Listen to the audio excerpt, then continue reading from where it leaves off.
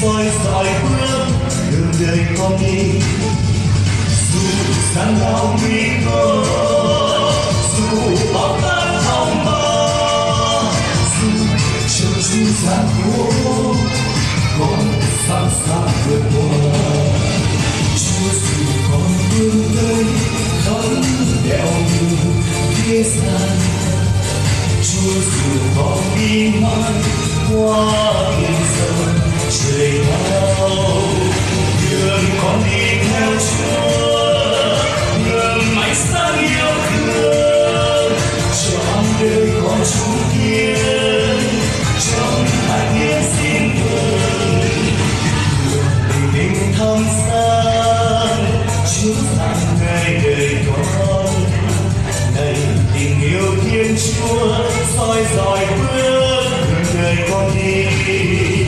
Dù gian lao nguy khó, dù bão táp phong ba, dù chập trùng gian khổ, con sẵn sàng vượt qua. Chúa dù con đường tới khắp nẻo đường thế gian, Chúa dù con đi mãi qua biển rộng trời cao, đường con đi theo Chúa, đường ánh sáng yêu thương, trong người con chung kiên trong hạnh hiến xin vâng.